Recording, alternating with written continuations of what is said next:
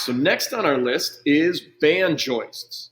So here's how band joists work. We're going to have two band joists going on the outside walls. They're going to be parallel with your girder.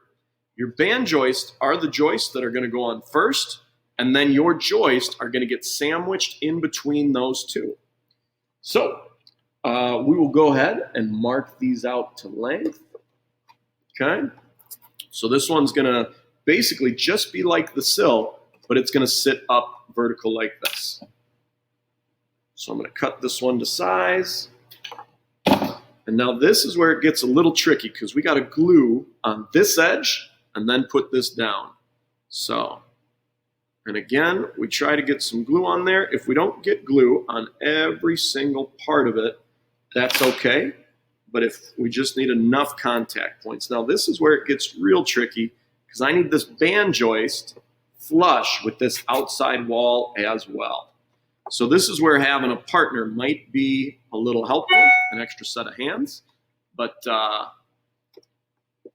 there, I think we got it. So as you can see, bring that back. So we're here and we're flush with this wall all the way up. That's what we're doing. Flush down here, we flush down here. Okay, so we got one of them up. Now we're going to go to the other side. We're going to do the same thing. So lay it on top. We're marking it out.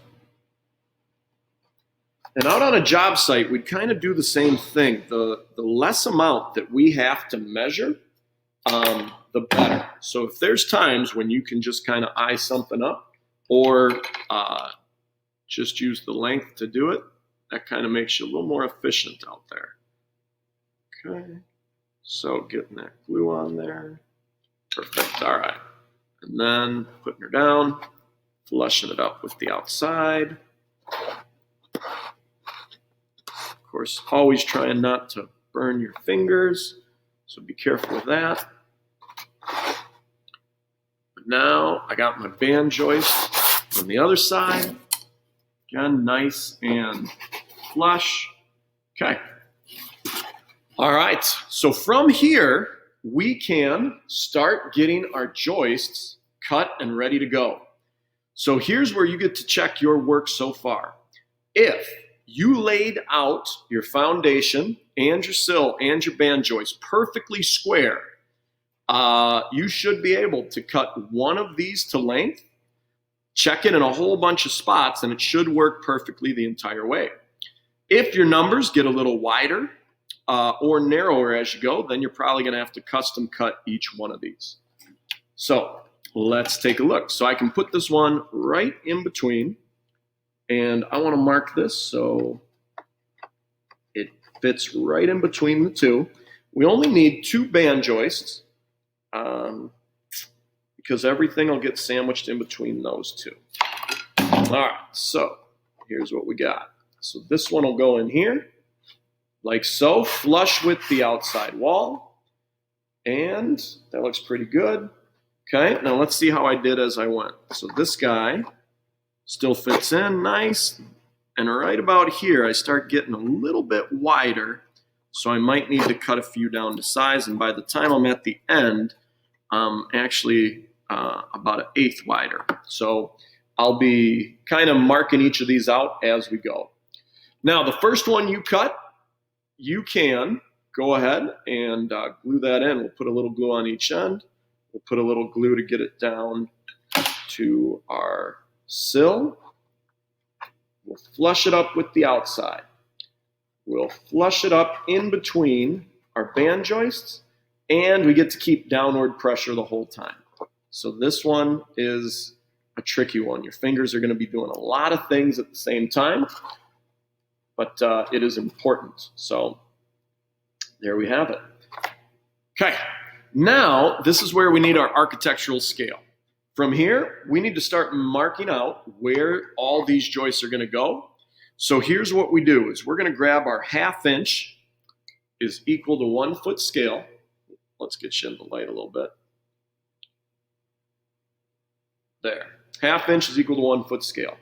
We're going to line it up with the very end, and we're going to start marking out every 24 inches. We're going to do our joist 24 inches.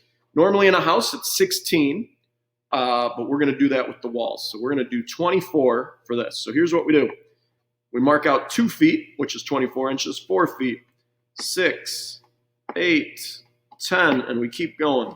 Then we go 12, 14, 16, 18, and then making sure we stay in the same spot on the one end, 20. Now that's as far as it lets us go there, but I can take this, slide it down, line up that 20-foot mark that I just did with 0, and now we can go again. Let me get that set up. There we go. So now I'm marking out again, 2 feet, 4 feet, 6, 8, 10. Now 12 is right here. 12 is right here, and I end, 14 is off of my mark here, off of my board, but I still need a joist on the very end. You always need one to cap it off. Now, what I get to do is, since I measured from this end first going this way, now I get to measure from this end going this way. If I measured this way over, I'm going to have some diagonal joist, and we do not want that. So I'm going to line this one up here, right on my end, and then again I'm going to start marking out 2, 4, 6, 8, 10, 12. Just keep going every 2 feet according to your scale. When I get to 20, I'm going to slide that down, and we'll mark out some more here. So your marks are pretty important to make sure everything runs well. Okay? All right. So now we have everything set up. We just need to mark out each joist, cut it to length, and then start gluing them in all the way down. The only thing left we got to account for is where your stairs are. So we get to take a look at your floor plan and measure that out.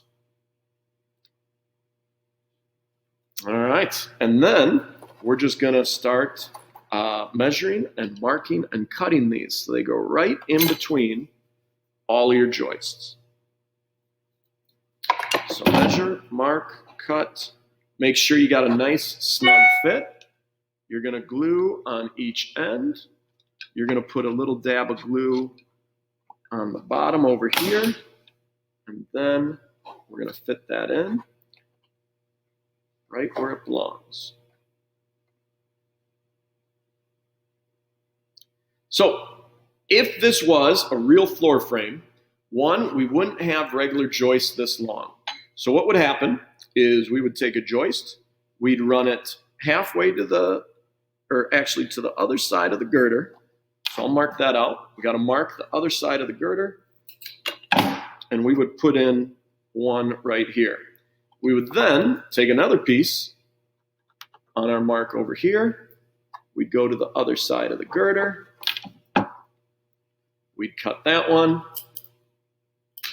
and then the two would connect to each other right in the middle like that. So that's how they would do it with real lumber on a real house. For the purpose of our class, we can just run them along the whole entire way. So I'm going to give you guys time to do that on your own, and then I'm going to show you how we're going to do our stairs. All right, so I got my joists in going across, and I got a couple in on this end as well. And now it is time to put in our stairs.